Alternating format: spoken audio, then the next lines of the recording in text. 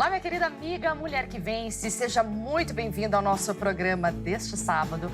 Tenho certeza que esse programa vai ser especial na sua vida. O programa de hoje tem convidado especial, vamos falar de um assunto que muitas famílias enfrentam, doença de Parkinson. Vamos falar sobre isso. Hoje a nossa convidada especial, minha amiga a doutora Carolina Souza, não é isso? A doutora Carol, vamos dizer assim, né? Doutora Carol. Olá, e a gente está aqui. Primeiramente, eu gostaria, Carol, de agradecer pela sua presença. Que bom que você está aqui conosco para falar desse assunto tão importante. Eu espero realmente que Deus te use nesse programa de hoje. Obrigada.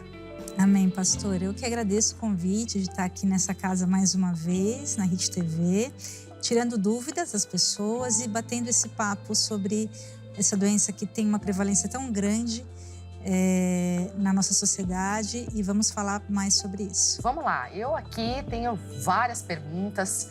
Quando fala... A gente começou o programa de hoje aqui, um pouquinho antes nos bastidores, eu falei, a gente vai falar de mal de Parkinson. Ela, pelo amor de Deus, não fala sobre mal de Parkinson. E não adianta, a gente vai em qualquer lugar, todo mundo fala mal de Alzheimer, você ainda comentou, mal de Parkinson. Por que não usar esse termo? O termo correto é doença de Parkinson. Por quê, pastora? Porque mal de Parkinson, não existe também o bem de Parkinson, é alguma coisa extremamente pejorativa. Exatamente. Então, acho que essa terminologia caiu por terra já há alguns anos, e o termo correto é doença de Parkinson, certo, ou doença de Alzheimer. Certo. E toda vez correto. Vou contar uma coisa aqui para você. Toda vez que fala sobre Parkinson, eu lembro de um amigo que meu pai teve, era muito querido da família, e ele era um exímio pintor, ele pintava telas muito bem, mas tinha a doença de Parkinson. E era triste de ver a situação, porque ele era muito amigo nosso, enfim, em situações sociais, era aquela situação embaraçosa para ele, então aquela coisa... E aí eu queria saber, para a pessoa que está assistindo a gente, o que é o Parkinson? A gente vai falar sobre se isso dá sinais na infância, de quando vem isso, o que gera isso, a gente vai falar sobre isso. Mas vamos começar do início falando o que é a doença de Parkinson. Excelente pergunta, pastora. A doença de Parkinson é uma doença crônica, neurodegenerativa e progressiva, certo? Então, o paciente, quando ele tem um diagnóstico da doença, a gente espera que a doença tenha uma evolução conforme os anos vão se passando. Mas, graças a Deus, é uma doença que tem tratamento, certo? Então, ela ocorre por uma falta de uma substância química no cérebro chamada dopamina. Uau. Essa dopamina, ela age em várias regiões cerebrais, mas principalmente em regiões motoras. Por isso que a doença ela é conhecida pelos sintomas motores dela. Mas ela também apresenta sintomas não motores que muitas vezes começam muitos anos antes dos primeiros sintomas motores. Então, a senhora falou, mas começa na infância? Tem estudos que mostram que a doença pode começar até 20 anos antes do tremor, por exemplo, que é um sintoma motor. Então, quais são esses sintomas não motores que podem começar antes, né? Normalmente, diminuição do olfato, até 15 anos antes de aparecer o primeiro sintoma motor. Diminuição do olfato, alterações do sono REM, que é a fase do sono mais profundo, onde a gente sonha. Todo mundo sonha na fase REM do sono. Então, o paciente com Parkinson, ele tem um sono REM mais agitado. Isso pode começar antes dos sintomas motores da doença. Então, um paciente que fala muito à noite, tem um sono meio agitado, às vezes o marido bate na esposa durante a noite, sem ter a doença, assim, manifesta. Certo? Então, isso são nós chamamos de sintomas pré-drômicos, né?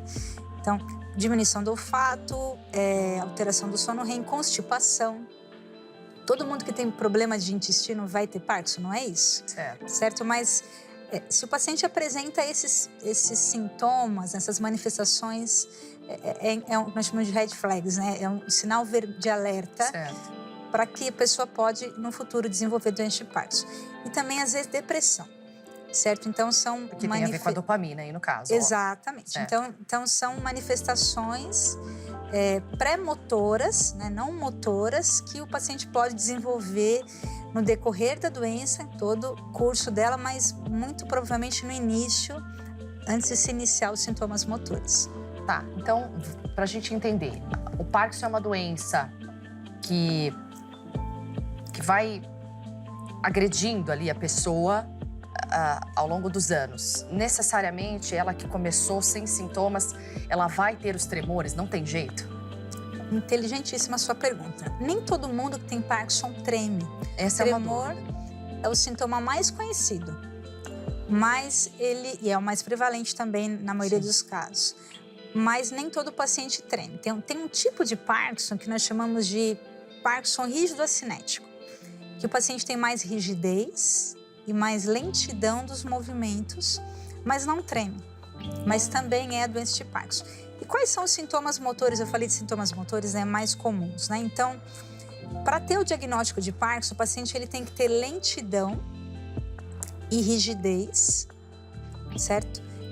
Essa lentidão nós chamamos de bradicinesia. Então, é uma lentidão para executar os movimentos. Às vezes começa de um lado do corpo, depois passa para o outro lado. O paciente ele vai perdendo os movimentos automáticos, são aqueles que a gente faz sem pensar. Então, a rigidez, essa lentidão, pode ter tremor. E em fases mais avançadas da doença, o paciente tem alterações de equilíbrio, certo? Então, são esses 4 sintomas mais prevalentes, que são esses sintomas motores. E além desses sintomas não motores que eu comentei, depressão, diminuição do olfato, constipação, enfim, algumas outras manifestações que o paciente pode ter também. É interessante isso que a senhora comentou, porque muitas pessoas que estão assistindo a gente agora falam, pronto, tenho depressão, posso estar com uma doença de Parkinson. Você falou, nem todo mundo que tem isso pode adquirir isso, assim como nem todo mundo que treme tem esse mal. Mas aí o que eu queria entender é o seguinte, a pessoa está lá em casa, assistindo a gente, aí ela começou uns tremores esquisitos ou essa lentidão. Então, a dica é procurar um neurologista. É isso que eu ia falar, porque assim, a pessoa vai, sei lá, vai pro SUS, vai pro postinho, doutor, não tô me sentindo bem, né? Eu fui fazer um movimento, caiu o copo da minha mão, né? Aquela coisa assim, não esperava. E aí, existe... Agora eu vou entrar até numa outra vertente, que aí é mais a sua área, com certeza. Existe a probabilidade de ter um diagnóstico errado? Ah, sim, totalmente. É isso totalmente. E é importante ressaltar também, pastora, que nem todo mundo que treme tem doença de Parkinson. Existem mais de 100 tipos de tremores descritos na literatura. O mais comum, inclusive, é o tremor essencial, que não é doença de Parkinson, é um tipo de tremor que tem uma característica diferente. Tem doenças, por exemplo, no cerebelo, que o paciente também treme. Eu conheço várias pessoas que tremem, eu já fiquei agora pensativa nisso. Exato, então assim, nem tremem assim, de atividades cotidianas. Exato, até atividade física, né? Se a pessoa, que você tá sentindo? Às vezes, faz um exercício mais exacerbado, ele pode tremer. Certo. Né? Então, assim, nem todo tremor é doença de Parkinson, mas um tremor de repouso, que é uma característica do tremor, é um tremor de repouso. Tremi. Aí é uma um coisa... tremor numa frequência de 4 a 6 Hz, né? Que é uma frequência determinada. Né? Então, ele faz o movimento e ele para de tremer. Mas, inicialmente, com tremor de repouso, normalmente na mão, depois passa para o outro lado. Raramente na perna, mas às vezes pode começar também na perna. É um tremor de um lado e depois passa para o outro. Então, se começa um tremor, é interessante procurar um neurologista. Então, a dica para quem está assistindo a gente, viu que está vivendo esses sintomas, procure um especialista. Neurologista é a pessoa certa. Sim. Ótimo, então já é um pontapé aí inicial. Para qualquer tremor, a senhora indica? Sim, o especialista que cuida de tremor... O início está aqui em cima, exato, né? É o neurologista. Certo. Certo. Para a doença de Parkinson, o paciente também pode ser acompanhado por um geriatra. Mas o médico, para fazer o diagnóstico, no caso diferencial de outros tremores, o indicado seria o neurologista. Os tremores têm uma determinada idade ou tem jovens que só passam por isso? Muito boa a sua pergunta. A doença de Parkinson é uma doença que pode acontecer também em pessoas mais jovens, né? Hoje em dia é muito comum. Pessoas abaixo dos 40 anos que começam tendo a doença de Parkinson. Normalmente, quando isso acontece, tem alguma característica genética associada. Nós chamamos até de parkinsonismo de início precoce. Então, tem um caráter genético nessas famílias de pessoas com Parkinson de início precoce. Então, é importante pensar que a doença não é uma doença só de idosos. É uma doença que tem uma prevalência maior a partir dos 60 anos, mas também acontece em pessoas mais jovens. Doutora, vamos lá. Eu tenho uma pergunta que é assim, ó.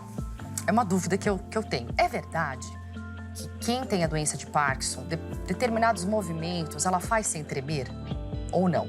Sim. Porque assim, esse amigo do meu pai que eu comentei no início do programa, ele pintava sem tremer.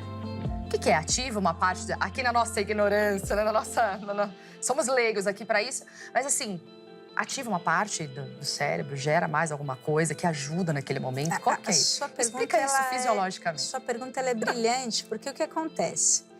Às vezes eu já ouvi isso no consultório. Ah, isso é frescura dele, porque tem hora que ele tá mais lento, tem hora que não tá. Não é isso.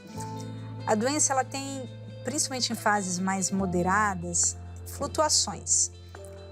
Isso tem a ver também com a medicação. Então, a gente vai falar de tratamento, mas um dos tratamentos, principalmente o tratamento medicamentoso, é a reposição dessa substância química que fica perdida com a doença. Então, o paciente ele deixa de produzir dopamina e a medicação é uma reposição dopaminérgica. Só que, conforme a doença vai acontecendo, o tempo de vida útil dessa dopamina no início, ela é, sei lá, de 6, dura mais tempo, tanto é que o paciente esquece de tomar e a vida é normal. Mas conforme a doença vai evoluindo, vai morrendo mais neurônios, então o tempo de vida útil é de 90 minutos, vai diminuindo esse tempo. Então ele tem que tomar medicamento no início da doença a cada 4 horas, depois passa a cada 3 horas, depois a cada 2 horas, às vezes de hora em hora e tem que operar. Então tem fases. A gente vai chegar nessa parte que eu tô bem curiosa também para saber sobre isso. Mas aí você tá me perguntando, provavelmente era um paciente que ele estava sob efeito da medicação, quando ele pintava sem tremor, lindamente, e aí passava o efeito do remédio, começava a tremer. Ah, meu Deus. Isso é uma questão. Outra coisa, fatores emocionais influenciam no sintoma. Então, se o paciente ele tá preocupado, ansioso, piora o sintoma. Né? Seja ele qual for. Se ele treme, é o tremor. Se ele tem discinesias, que são efeitos colaterais, são sintomas, são efeitos colaterais do uso da medicação, também tem isso. São movimentos involuntários, ele também piora se ele está mais ansioso, se está mais preocupado. Se ele está muito feliz, também acontece isso. Porque o sistema dopaminérgico tem, tem conexões com o cérebro inteiro. Até regiões que estão relacionadas ao controle emocional também. Então, eu me lembro, por exemplo, de um paciente que estava casando a filha e foi fazer um discurso, estava extremamente emocionado e no discurso ele tremeu muito o tempo inteiro. Mas, então, situações de emoção positivas também levam ao aumento dos sintomas, certo? Então, é uma doença complexa. Muitas coisas vêm surgindo na mente que a gente vai lembrando. Eu lembrei de casos que eu atendo, de esposas que me procuram com o marido na cama, né? E assim, já não consegue fazer nada. Ele simplesmente só treme, não levanta, não faz nada. A gente vai falar sobre tratamento daqui a pouquinho. Mas uma pergunta até que o pessoal colocou aqui. Já falamos sobre isso, mas vale a pena repetir aqui e falar com uma maneira mais clara sobre as questões hormonais. Elas influenciam na doença, sim ou não? Então, assim, essa doença ela tem uma prevalência maior nos homens. Então, a cada uma mulher, 2 homens têm a doença, certo? Então, um prevalente de 2 para 1. Certo. E isso a gente acredita que tem um fator protetor para as mulheres, hormonal que é protetor para a mulher, protetivo para as mulheres. Existem linhas de pesquisa nessa área. Mas a maioria dos pacientes que a gente atende são do sexo masculino. Interessante. Em contrapartida, por exemplo, a doença de Alzheimer é o contrário. É mais comum em mulheres. Que coisa, certo? né? Então, tem essa questão cromossômica, né, que influencia, né, se a pessoa pode ter ou não a doença. Interessante isso, gente. Bom, e quando a gente fala dessa doença... A doutora já comentou aqui na questão de tratamento. E a gente estava batendo um papo aqui antes. Assim, a pessoa que está me assistindo, então ela foi no neuro. E aí o neuro fala, olha, pode ser Parkinson. E aí a pessoa vai... Qual o exame que ele vai pedir que vai falar, olha, é certeza que você tem isso? Excelente. Então, assim, o diagnóstico da doença de Parkinson é um diagnóstico puramente clínico. Clínico. É por isso que existem tantos erros, né? Exato. Por sinais e sintomas que o paciente apresenta, que quem é especialista nisso dificilmente erra, né? Então, quem é especialista em Parkinson é um neurologista que trabalha com uma subespecialidade chamada distúrbios do movimento. Distúrbios do movimento são doenças do meio do cérebro e entre os distúrbios do movimento mais comum está a doença de Parkinson. Então, o especialista que trabalha com essa subespecialidade consegue diagnosticar com mais facilidade, mas o neurologista experiente também consegue. Então, o diagnóstico ele é puramente clínico, mas existem alguns exames que podem facilitar esse diagnóstico. Tem, por exemplo, alguns exames de imagem que podem facilitar. Então, por exemplo, tem um exame que a gente consegue usar um marcador de dopamina no cérebro, um TRODAT, que é um SPECT. Você faz, como se fosse uma ressonância, certo. Mas é uma ressonância que o paciente usa um marcador, que você consegue ver a quantidade de dopamina que tem no cérebro.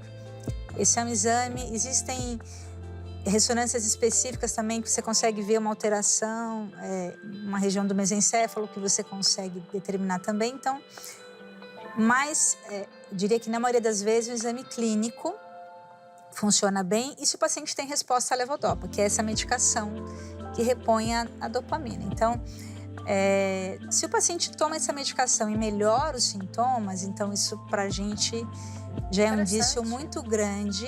Então o médico às vezes faz um teste da medicação, se ele responde bem, é sinal que tem a doença. Interessante você falar isso, porque tem muita gente, a gente está falando de um programa de pessoas cristãs que usam a fé, e às vezes o pessoal fala assim, não vou tomar remédio, né? Não vou fazer isso, não vou fazer esse tratamento, vou ficar na fé.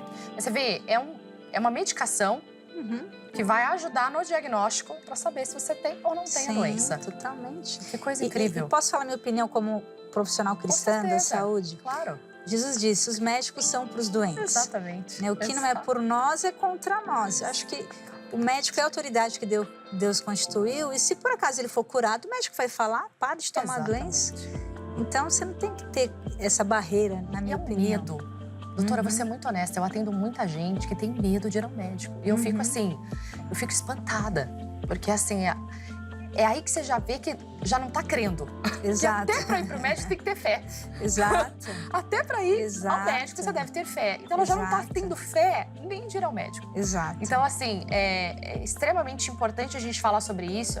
Por isso que a gente traz aqui profissionais como a doutora Carol, que vem falando da importância da gente, poxa, peraí, tem alguma coisa normal, né? E o reino de Deus se constitui de pessoas. Se eu não estou bem fisicamente, uma parte do reino de Deus ali vai se desfazer. Deus não vai, obviamente, ficar feliz com isso. Muita gente pensa também, já que é uma doença que, vamos dizer assim, que atinge um público majoritariamente masculino, aí piorou a situação.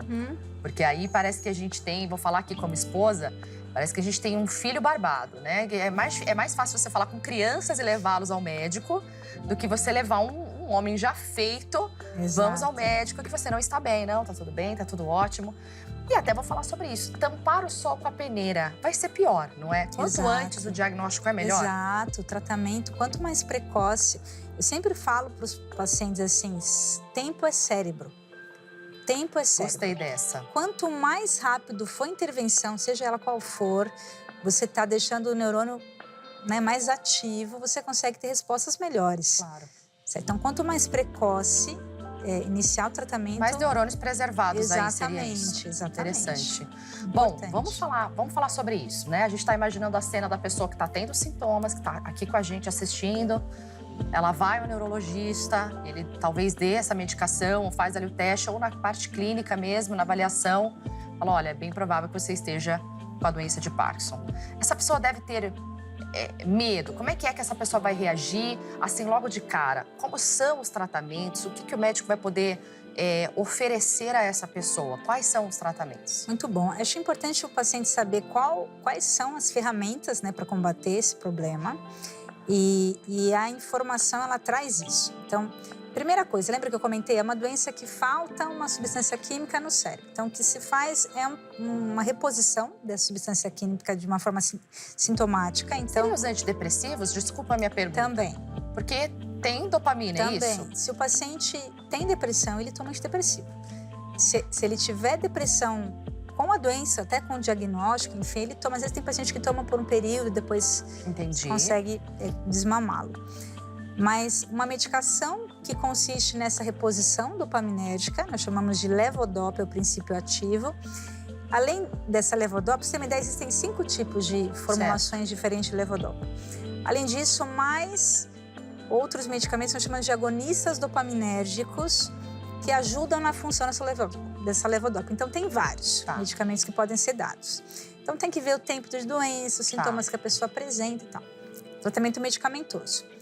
O tratamento fundamental, atividade física. Eu ia falar sobre isso agora. Eu falar, gente, tem alguma coisa que é de graça, assim, que a gente pode fazer já pra ontem? Exato. Não adianta a gente fugir desse negócio. Atividade física. E para você ter uma ideia, pastora, eu estive agora em agosto do ano passado no principal congresso mundial de Parkinson, que foi na Dinamarca. E a principal plenária do congresso, tem mais de 5.000 pesquisadores do mundo falando sobre esse assunto. Não foi sobre remédio, foi sobre a importância da atividade física como fator neuroprotetor para a evolução da doença. A única coisa que impede a doença de avançar, tô falando do ponto de vista, né, de tratamentos, atividade física. Então, a gente tem que prescrever para o paciente exercício físico diariamente, sem preguiça. Todos os dias. Mas ele usa aquele discurso assim, pô, tô tremendo, não vou fazer. Não, não existe isso. Ué. É importante acompanhar com um fisioterapeuta especialista, se o paciente tem alguma dificuldade funcional. Certo. Então, nós chamamos de fisioterapia neurofuncional. Então, se ele tem uma dificuldade para se virar na cama, que a senhora comentou, tenho às vezes a esposa que o paciente fica na cama. Existe treinamento específico para isso, guidelines direcionados para ajudar nesse sentido. Muito raramente o paciente fica acamado se ele faz atividade da forma que deve ser feita, se ele faz o tratamento correto. Então, atividade física é fundamental para o estágio da doença, cada estágio tem atividades específicas. Interessante. Muitas vezes ele precisa de fonoaudiologia também, porque é uma doença que altera a fala, altera a deglutição. Então, precisa acompanhar com a fono, atividade física. E, em alguns casos mais moderados da doença, depois de 5 anos mais ou menos de doença, a gente indica cirurgia para casos específicos, para sintomas específicos. Não é todo paciente que tem indicação cirúrgica, mas para alguns sintomas responde muito bem. Então, entre eles o tremor, é um sintoma que responde muito bem. Essa própria... Lembra que eu comentei, às vezes a medicação não dura muito tempo no organismo, o paciente tem flutuações, isso a cirurgia ajuda. Discinesias, que são movimentos involuntários que o paciente pode ter pelo uso prolongado da levodopa, isso é um efeito colateral da medicação. Ou seja, tem indicações específicas, a gente trata com cirurgia. E o que eu faço atualmente, nós chamamos de neuromodulação. Só para a senhora entender, existem 2 tipos de neuromodulação. A invasiva, que é a própria cirurgia. Como que é essa cirurgia? A cirurgia é uma neuromodulação. É uma neuromodulação. Legal. Só isso que é importante a gente entender. Invasiva. Você coloca um eletrodo dentro do cérebro do paciente que manda um estímulo elétrico e isso pode ajudar no controle dos movimentos. E o que nós fazemos, que é uma neuromodulação não invasiva, ou seja, não é uma cirurgia. Certo. Existe um equipamento que a gente mapeia o cérebro do paciente com ele. Então, eu consigo encontrar no cérebro a região dos braços, a região das pernas. Isso é incrível. Tecnologia. Isso é maravilhoso, gente. Tecnologia. Eu consigo mapear, então, a região da fala, a região... se o paciente, por exemplo, tem uma alteração postural, a região do tronco, a região das pernas, porque eles têm dificuldade para caminhar. Isso é... Como você vê isso? É um aparelho? É um aparelho. É um aparelho... Que gera um campo magnético, como se fosse uma ressonância magnética, mas é focal. E ela induz, esse campo magnético induz uma corrente elétrica. E eu consigo ativar os neurônios. Por que eu consigo ativar os neurônios? Porque o neurônio é eletricidade. Nosso corpo inteiro nosso corpo é extremamente elétrico, né? O coração, as células. Mas o cérebro é um órgão extremamente elétrico. Então eu consigo ativar esses neurônios, mapear esses neurônios e deixá-los, como que eu diria, uma forma para as pessoas entenderem um pouco mais espertos. Que bacana. Ativa esses neurônios juntamente com a atividade física e isso ajuda a controlar os sintomas da doença de Parkinson. todos eles. Gente, a doutora Carol está aqui comigo falando sobre a doença de Parkinson, você que está chegando agora. Depois, eu ia chamar o musical, mas tá tão boa a conversa aqui que eu vou deixar o musical pro final, tá bom? E aí, eu queria que mostrasse vocês aí, vocês vão ver imagens do antes e depois do tratamento que você realiza. Exato. Né? Então, a gente tem aí as imagens, você vai ver os pacientes, a gente colocou um blur aí no rostinho deles, mas, né, para preservar a imagem, mas você consegue identificar o antes e o depois. Você pede para fazer determinados movimentos. Exato. O que são esses movimentos? São movimentos que ficam dificultosos por conta da doença. Então, eu tô vendo tanto o tremor quanto a lentidão nesse primeiro vídeo da paciente com bastante tremor, bastante lentidão para executar o movimento, para levantar e sentar da cadeira também. E aí, no segundo vídeo, que é o pós-tratamento, essa senhora fez algumas sessões de estimulação na área que controla os movimentos. E aí, a gente pode observar no vídeo que esses movimentos involuntários desaparecem. E é isso que eu ia perguntar. São sessões, a pessoa que está assistindo agora fala assim, vou fazer uma vez, estou curada para sempre. Não, como é que é? Não. São várias sessões, depende de caso para caso, como é que é isso? Muito importante essa sua pergunta, porque o tratamento ele é personalizado. Então, a doença ela tem fases, então, o paciente está numa fase inicial, eu consigo melhorar os sintomas com 10 sessões. Para um paciente numa fase mais moderada para avançada, a gente faz em torno de 20 sessões, certo? Então, é importante entender isso, não é uma receita de bolo, de acordo com os sintomas. E essas sessões, elas são diárias, nós chamamos de sessões de indução. Então, o paciente vai até a clínica, vai até o hospital, vai até o consultório. Nós mapeamos o cérebro, verificamos quais são as dificuldades que o paciente tem. Estimulamos essas áreas juntamente com exercícios, porque os exercícios eles potencializam o efeito da estimulação em si. O paciente não vai chegar, sentar e ficar lá recebendo estímulo paradinho, não. Ele faz exercício Ele junto? estimula, exercita, estimula, exercita ao mesmo tempo. Uau! Quanto tempo dura essa sessão? Em torno de 1 e meia, dependendo do paciente. Tem casos de até 2 horas, Certo. dependendo da gravidade dos sintomas. E aí, o que a gente observa? O paciente, como eu falei, o tratamento ele é diário, mais ou menos umas 2 semanas. Se o paciente começa o tratamento na segunda, na sexta-feira ele já está melhor. Gente, porque o efeito ele é acumulativo, conforme você vai fazendo, vai estimulando mais essa área, até chegar no momento que tem um platô de estabilização desses sintomas. Só que o que acontece? Como a doença ela é progressiva, o paciente, invariavelmente, ele vai ter que repetir esse processo inteiro de tempos em tempos, a cada 6 meses. Não cura, né? Não é aquela coisa assim, vai pra casa, você tá livre. Não.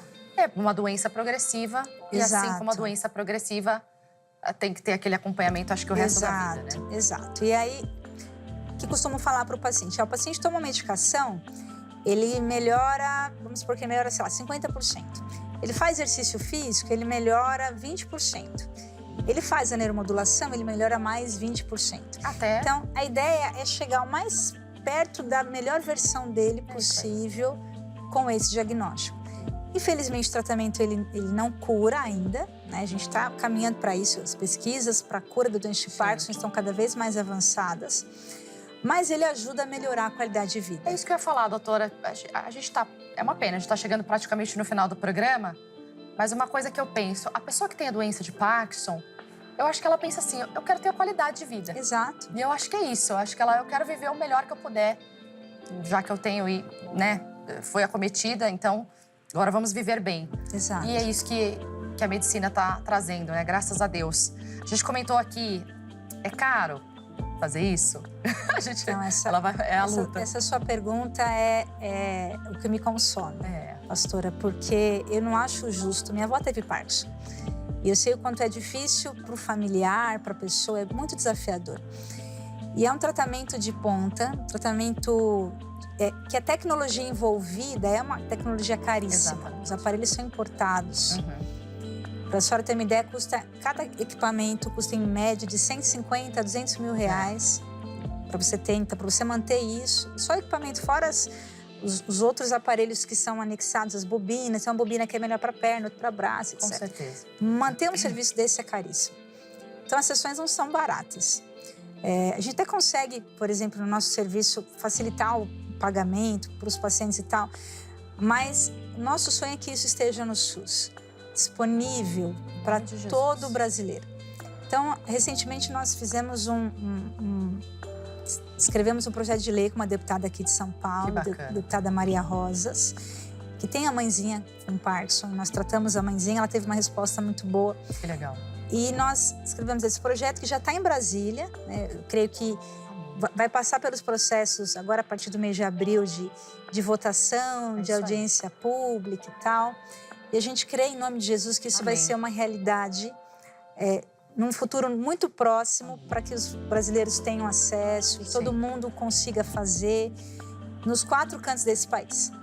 Não precisa vir até São Paulo para fazer, mas que tenham acesso em todos os lugares. Em nome de Jesus. A nossa oração é essa. Oração e ação, né? Exato. Porque precisa mostrar que a gente precisa desse serviço, né? Desse trabalho. Então, a gente estava batendo esse papo aqui, mas aí fica para...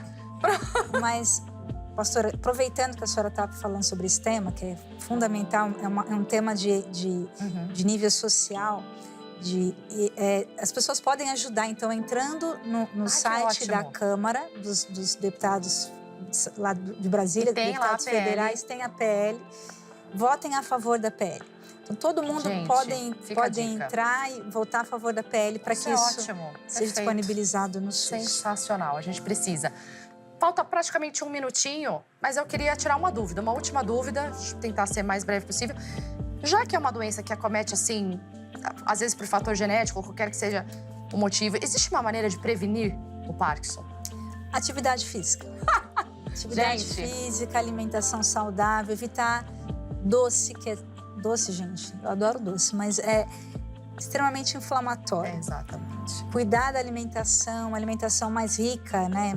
Tá super na moda estudos falando sobre dieta do Mediterrâneo. Sim. Que é uma dieta mais rica em frutos do mar, gordura boa, nuts, gordura boa, certo? Então, atividade física, assim, nós somos aquilo que comemos. Exatamente. Então, é importante fazer essa prevenção. Atividade física, a gente sabe que ela é neuroprotetora. É isso aí. E alimentação saudável. Gente, não tem como fugir desse combo felicidade, combo saúde, atividade física e boa alimentação. Doutora Carol, voou o tempo, né? Passou rápido. Meu Deus, a gente queria falar muito mais coisa aqui, mas que Deus te abençoe, que Deus continue te usando. Amém. Em nome de Jesus é a minha oração. E mais uma vez, obrigada por estar aqui conosco hoje. Deus abençoe você. Amém. Eu que agradeço, pastora, a oportunidade de estar aqui falando para o seu público. É isso aí. E parabéns pelo programa, pela informação de qualidade que a senhora leva a todos os telespectadores. Deus abençoe. Pessoal, a gente vai ficando por aqui, ó. Beijo no teu coração. Sábado que vem a gente está de volta. Doutora Carolina aqui com a gente. As redes sociais dela já passou aí, então você corre lá, segue, manda dúvidas, perguntas para ela. Ela vai responder com o maior carinho. Um abraço para você. Deus abençoe. Até logo. Tchau.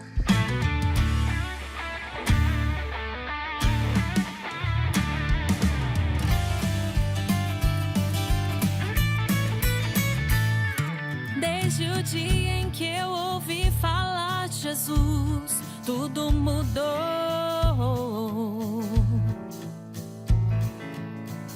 Acreditei em suas promessas e ele as realizou.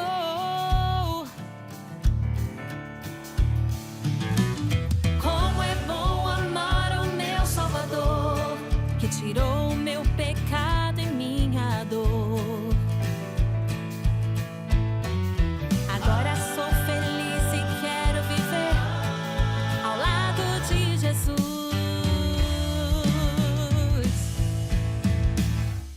Viver com Jesus é bem melhor. Eu não tenho mais medo, eu não tenho mais medo.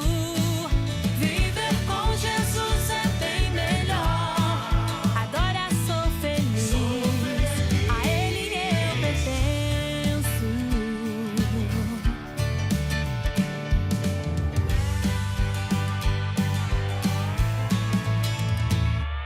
Ele estendeu a sua mão e me tirou